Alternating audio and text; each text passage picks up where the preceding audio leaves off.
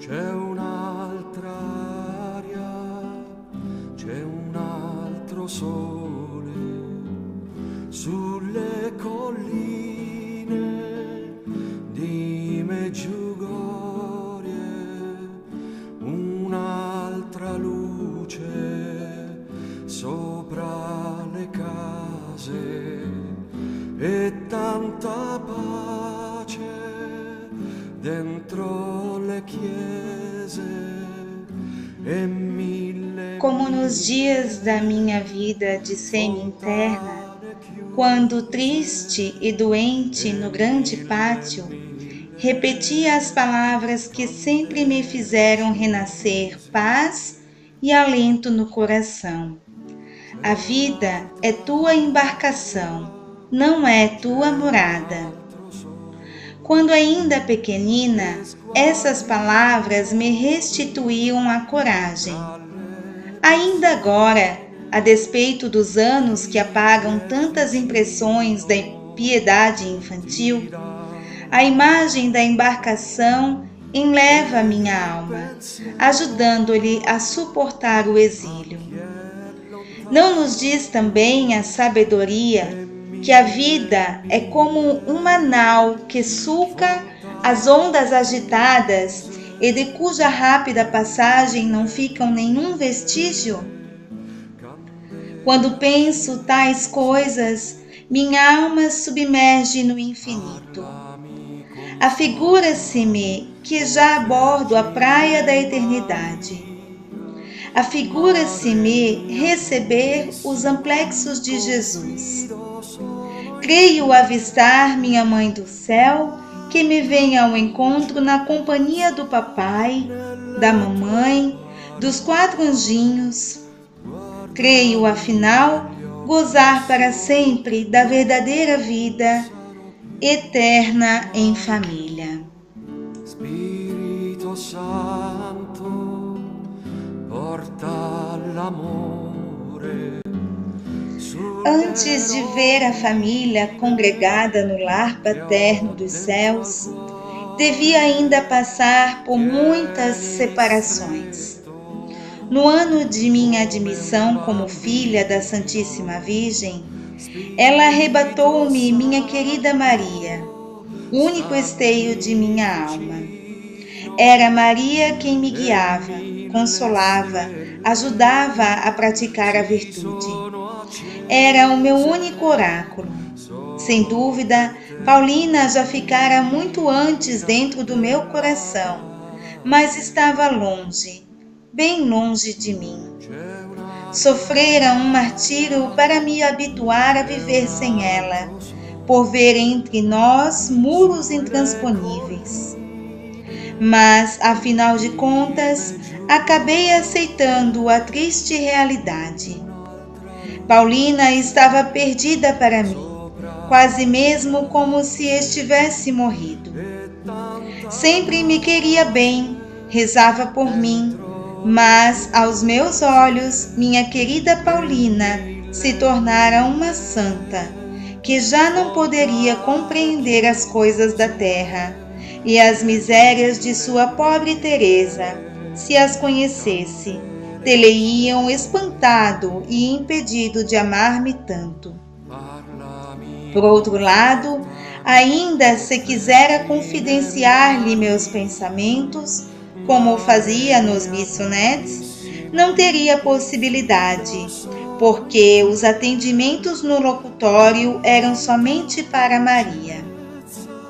Celina e eu tínhamos permissão de chegar lá só no final, justamente o tempo necessário para nos deixar com o coração apertado. Assim, não tinha na realidade senão Maria, que me era, por assim dizer, indispensável. Só ela contava meus escrúpulos e era tão obediente que meu confessor nunca chegou a saber de minha desagradável doença. A ele dizia exatamente o número de pecados que Maria me autorizava a confessar, nenhum a mais. Por isso poderia ser tida como a alma menos escrupulosa da terra, embora o fosse até o último grau. Maria sabia, por conseguinte, tudo o que se passava em minha alma. Sabia também dos meus desejos a respeito do Carmelo, e eu a amava tanto que não podia viver sem ela. Titia convidava-nos todos os anos a irmos, uma por vez, à sua casa em Trouville. Gostava muito de ir lá, mas em companhia de Maria. Não a tendo comigo, ficava muito aborrecida. Uma vez, entretanto, senti-me satisfeita em Trouville. Foi no ano de viagem de papai a Constantinopla. Para nos distrair um pouco, pois estávamos desgostosas por saber papai a tão grande distância, Maria mandou-nos, a Celina e a mim, passar 15 dias à beira-mar.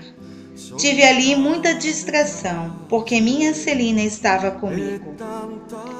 Titia arranjava-nos todos os passatempos possíveis. Montaria em jumentinho, pesca de ápodes, etc. Era ainda muito criança, apesar dos meus 12 anos e meio. Lembro-me de minha satisfação quando punha as lindas fitas azul celeste que titia me dera para os cabelos. Lembro-me também de ter confessado em Trouville até essa alegria infantil. Representava-me que fosse um pecado. Uma tarde fiz uma experiência que surpreendeu bastante. Minha prima Maria Garrin, que vivia quase sempre adoentada, choramingava de vez em quando. Titia então fazia-lhe carícias, dizia-lhe os nomes mais afetuosos. E minha querida priminha nem por isso parava de dizer, toda lacrimosa, que estava com dor de cabeça. Ora, eu que quase todos os dias também tinha dor de cabeça e nunca me queixava, quis uma tarde imitar Maria. Senti, pois, a obrigação de choramingar numa poltrona ao canto da sala. Joana e titia logo se aproximaram de mim, perguntando-me o que tinha. Respondi igual a Maria: estou com dor de cabeça. Parece que não me saí bem no modo de queixar-me, pois nunca pude convencê-las de ter sido dor de cabeça que me fizera chorar. Em vez de me afagarem, falaram comigo como se fala com gente grande. De sua parte, Joana censurou-me por falta de confiança na titia, pois julgava que eu estava às voltas com alguma inquietação de consciência. Afinal, aprendi à própria custa, tomando a firme resolução de não imitar mais os outros, e entendi a fábula de O Asno e o Cachorrinho. Eu representava o asno que, vendo as carícias que se faziam ao cachorrinho, ergueu a pesada pata sobre a mesa para receber seu quinhão de beijos. Mas, se não levei pancadas como mísero animal, recebi realmente a moeda de minha paga, moeda que me curou por toda a vida do desejo de atrair a atenção. Só o esforço que nisso apliquei custou-me caro demais. E tanta pace dentro le chiese e mille fontane chiuse e mille candele accese. No ano seguinte, que era o da partida da minha querida madrinha, titia ainda me convidou, mas dessa vez a mim sozinha. Mas tão desambientada eu fiquei que, ao cabo de 2 ou 3 dias, adoeci. e foi preciso que me fizessem voltar para Lisieux. Minha doença, que temiam como grave, não passava de uma nostalgia dos Bissonnets. Mal pus os pés ali e voltou a minha saúde. E a essa criança ia o bom Deus arrebatar-lhe o único apoio que a prendia à vida. Logo que soube da determinação de Maria, resolvi não mais procurar nenhum prazer na terra. Depois que saí do pensionato, alojei-me no antigo gabinete de pintura de Paulina e arrumei-o a meu gosto. Era um verdadeiro bazar, um aglomerado de coisas piedosas e de coisas curiosas, uma jardineira e um viveiro. Assim, também na parede do fundo, sobressaíam uma grande cruz de madeira preta, sem o corpo de Cristo, e alguns desenhos que me agradavam. Na outra parede, uma cestinha guarnecida de musselina e fitas cor-de-rosa, cheia de florinhas picadas e de flores. Afinal, na última parte, salientava-se como uma peça única o retrato de Paulina aos 10 anos de idade. Debaixo do retrato conservava eu uma mesa onde se achava uma grande gaiola, que comportava grande número de passarinhos, cujos melodiosos gorjeios atordoava a cabeça dos visitantes, mas não a de sua jovem proprietária, que lhes tinha grande afeição. Ali havia ainda o pequeno móvel branco, cheio de meus livros de estudo, de cadernos e etc. Em cima do móvel estava colocada uma estátua da Santíssima Virgem, com os vasos sempre providos de flores naturais, com castiçais. Em derredor havia uma multidão de estatuetas de santos e santas, cestinhos feitos de conchas, caixas de papel Bristol, etc. Afinal, minha jardineira ficava suspensa diante da janela, onde eu cultivava os vasos de flores, os mais raros que podia encontrar. No interior do meu museu havia ainda uma mesa para a folhagem, sobre a qual punha minha planta predileta. Defronte à janela era o lugar de minha mesa, coberta de forro verde, e sobre o forro coloquei o centro uma ampulheta, uma estátua de São José, um porta-relógio coberto de flores, um tinteiro, algumas cadeiras mancas e a fascinante caminha de boneca de Paulina completavam todo o meu mobiliário. Realmente, este pobre quarto era um mundo para mim, e como o senhor de Maistre, poderia eu compor um livro com o título Passeio ao redor do meu quarto. Gostava de permanecer horas inteiras nesse quarto, a estudar e a meditar diante do panorama que se descortinava aos meus olhos. Quando eu soube da partida de Maria, meu quarto perdeu para mim todo o encanto. Não queria abandonar um só instante a querida irmã que dentro em breve se subtraíra à nossa convivência. Quantos atos de paciência não a obriguei a praticar? Todas as vezes que passava diante da porta do seu quarto, batia até que ela abrisse e abraçava-a de todo o coração. Queria fazer provisão de beijos por todo o tempo que ficaria sem eles.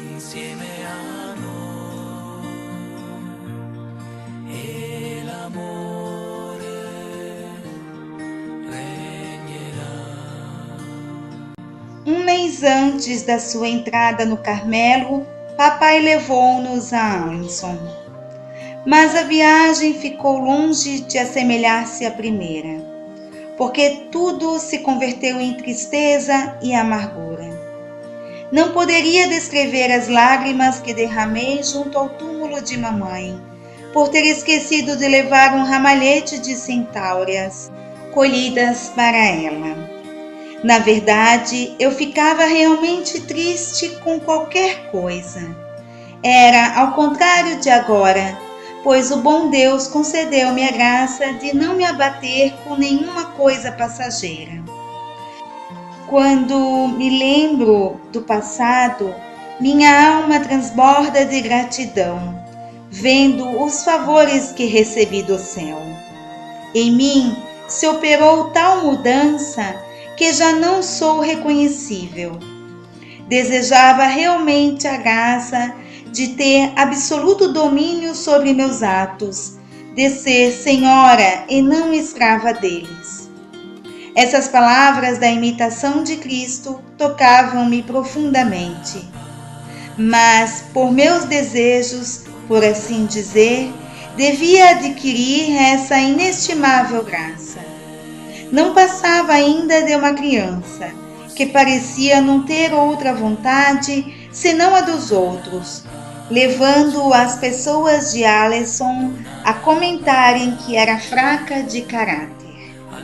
Foi nessa viagem que Leônia fez sua tentativa nas Clarissas. Desgostei-me com sua entrada fora do comum, pois queria-lhe muito bem e não pude abraçá-la antes da partida. Jamais esquecerei a bondade e a perplexidade de nosso pobrezinho pai, quando nos veio comunicar que Leônia já estava revestida com o hábito de Clarissa. Tanto como nós, achava que era muito singular, mas não quis fazer nenhum comentário, vendo quanto Maria se contrariava.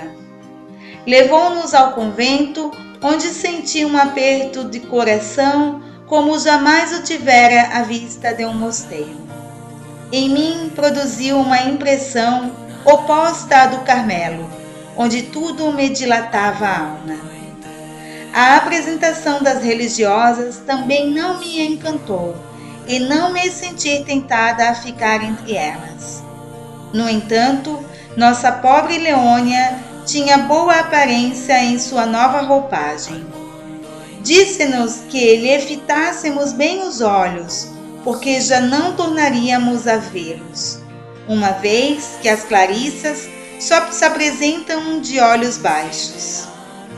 Mas o bom Deus contentou-se com 2 meses de sacrifícios.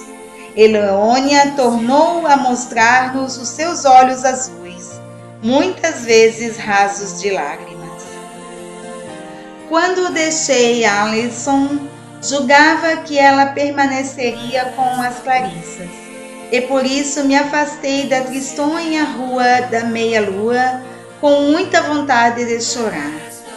Já não éramos mais do que 3, e dentro em breve nossa querida Maria teria também de deixar-nos.